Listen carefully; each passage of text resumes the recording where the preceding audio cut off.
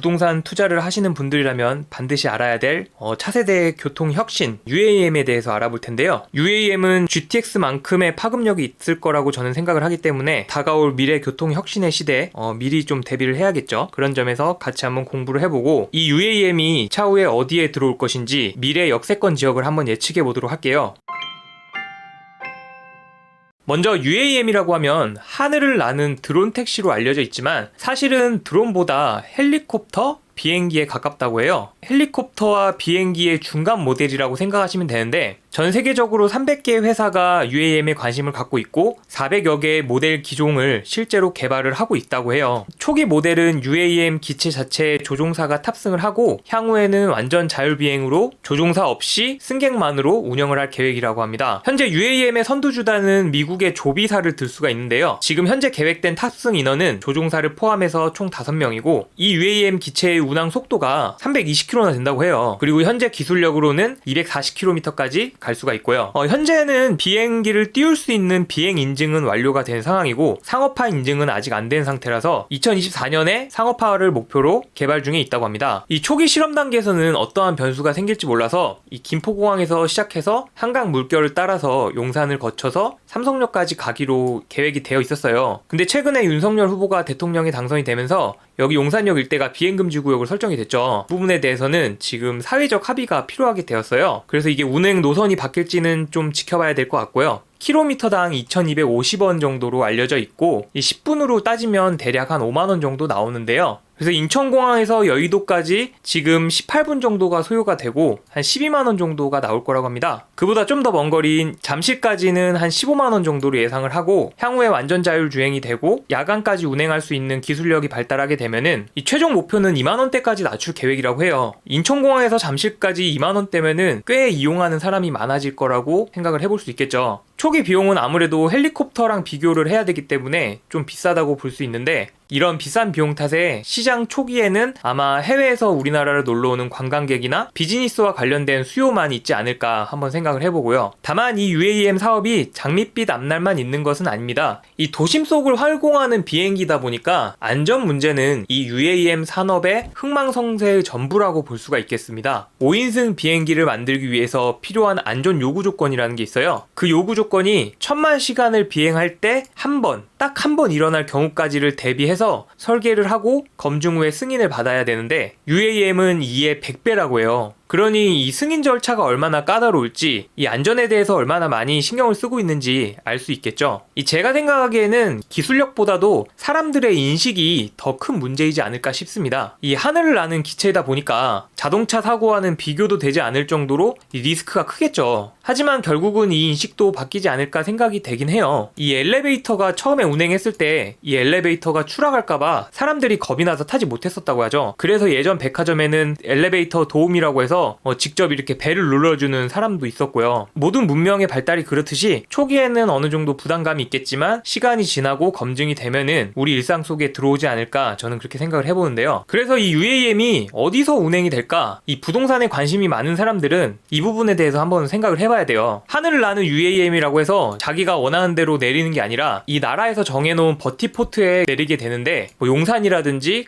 강남이라든지 아니면 김포공항 이런 식으로 정류장이 생길 거거든요. 이 문명이 개화되고 교통이 발달하면서 이와 밀접한 연관이 있는 지역들은 모두 입지적 가치가 상승하였습니다. 역세권 아파트들의 가격이 높은 이유와 많은 사람들이 본인의 주거 지역에 GTX 정거장을 설치해달라고 하는 것이 대표적이겠죠. UAM 또한 얼마나 빠르고 편리하게 이용할 수 있는가에 따라 입지의 변화가 생길 것이라고 저는 생각을 합니다. 이 최근에 네이버가 우리나라에서 이례적으로 이 재택근무를 적극적으로 활용하고 있는데요. 이 메타버스 시대가 도래하고 재택근무가 확산이 되면 좀 더 다양한 곳에서 거주할 수 있는 환경이 될 거예요. 자연환경 좋고 공기 좋은 그런 곳에서 살 수 있는 환경이 되는데 그런 환경이 될수록 이 광역교통의 중요성도 증가하겠죠. 이 UAM에 대한 내용은 3차 환승센터 및 복합환승센터 구축 기본계획을 보면 알 수 있는데요. 몇십 페이지 되는 분량인데 거기에 UAM에 대한 언급이 나와요. 향후 GTX를 중심으로 수도권 대중교통 체계 개편이 예상됨에 따라 환승 통행량 증가에 대비한 환승센터 구축이 필요하다. 이 교통기술의 발달로 자율주행차, UAM 등 미래형 교통수단이 확대됨에 따라 새로운 형태의 환승 수요가 발생될 것이 예상된다. 이 스마트 환승 체계를 구현하여 중장기적으로 환승의 역할 및 기능 강화가 필요할 것이다 라고 저희에게 알려주고 있어요. 자율주행차와 UAM 등 미래 교통수단들의 상용화가 가시화되면서 환승 거점으로 접근하는 수단의 다양화가 예상된다. 환승 체계가 필요하다고 나오죠.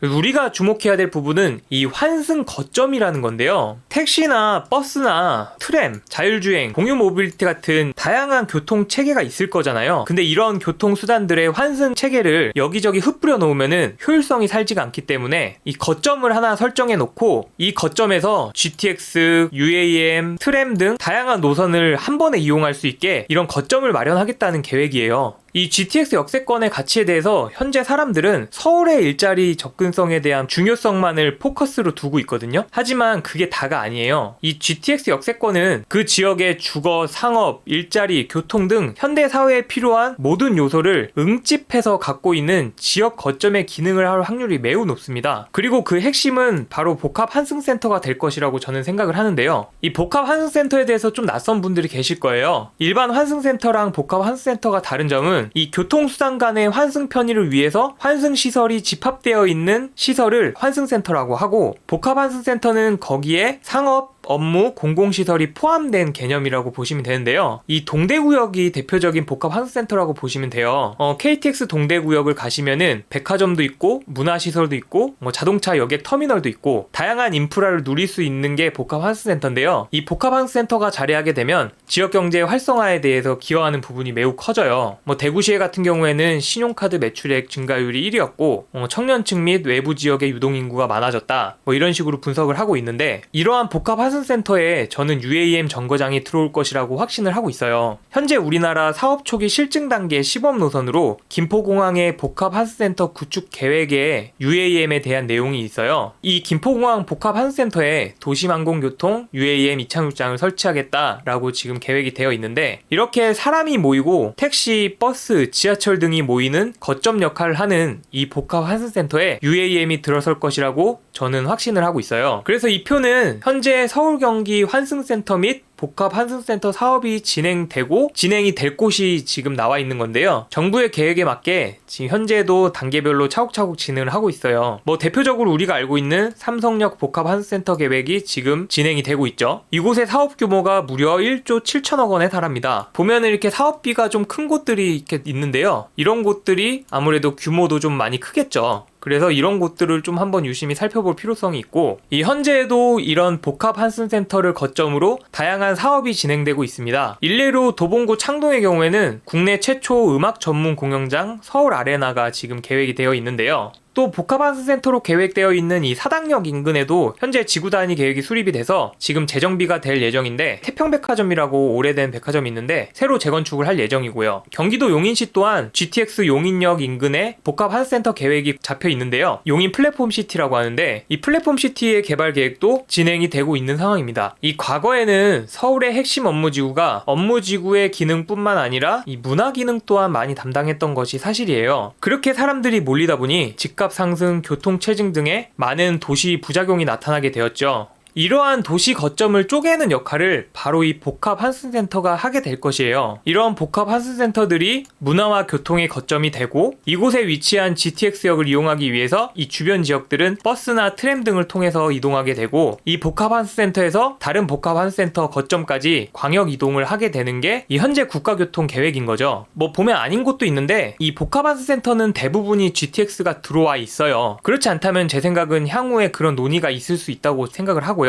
거망 같은 경우에는 최근까지 GTX 노선이 들어올 계획이 없었다가 이번에 윤석열 정부 때 GTX 2노선인가 검암역이 들어와 있더라고요. 현재는 공항철도를 이용할 수 있는 게 이 검암역이고요. 이런 거점 역할을 하는 지역들은 현재에도 판교, 잠실 등 그런 곳들이 있는데, 현재도 이미 그런 역할을 수행하는 곳들이 있으나 턱없이 부족한 상황이고요. 그러니까 서울 중심지의 집값이 그렇게 많이 오르는 거겠죠. 물론 위에 언급된 복합 환승센터 중에서도 진행이 잘 되는 곳이 있는가 하면 그렇지 않는 곳도 있어요. 있어요. 이 입지에 따라 사업성 문제 때문에 지체가 되는 거죠. 이 복합환센터 구축이 지방자치단체의 과다한 사업비 분담과 사업성 부족으로 난항을 겪고 있다. 그렇기 때문에 이런 복합환센터가 들어올 곳들의 입지 하나하나를 분석을 하고 꾸준히 관찰할 필요가 있어요. GTX A 노선은 그렇다 치고 나머지 노선들은 2030년 즈음에나 탈 수 있게 되는데, 이러한 GTX 때문에 최근까지 인근 집값이 난리였죠. 이 UAM 대중화는 2035년으로 예상되고 있습니다. 제 생각은 향후 몇 년 안에 우리 동네에도 복합환센터나 UAM 정거장을 만들어 달라고 할 때가 올 거라고 생각을 합니다. 또한 정부의 이러한 복합환센터 계획은 GTX UAM 뿐만이 아니라 미래에 아직 공개되지 않은 교통혁신기술, 예를 들면 하이퍼루프 같은 그런 곳들의 거점 지정에도 많은 영향을 끼치게 되지 않을까 생각을 하게 돼요. 이 사업성 문제 때문에라도 교통계획에 투자가 집중된 곳에 계속 교통이 좋아지게 되는 거거든요. 그렇기 때문에 우리는 복합환센터 계획을 지속적으로 지켜봐야 될 필요성이 있습니다. 이번 시간은 UAM과 UAM 역세권이 될 곳에 대해서 한번 알아봤는데요. 미래에는 현재 서울의 핵심 지역들과 같은 지역 거점이 경기도 군데군데 생길 것이고, 이러한 지역 거점들은 주변의 인구를 흡수하게 되면서 부동산의 가치가 상승하게 될 거고, 이 교통시설들도 이런 곳에 집중이 될 거고, 그에 따라서 일자리나 생활 편의 인프라들도 이 주변에 생겨날 것이기 때문에 이런 복합환센터 계획이 있는 곳들을 지속적으로 지켜봐야 될 필요성이 있다. 이렇게 정리하도록 하겠습니다. 이상으로 감성동네 복덕방 락원이었습니다. 감사합니다.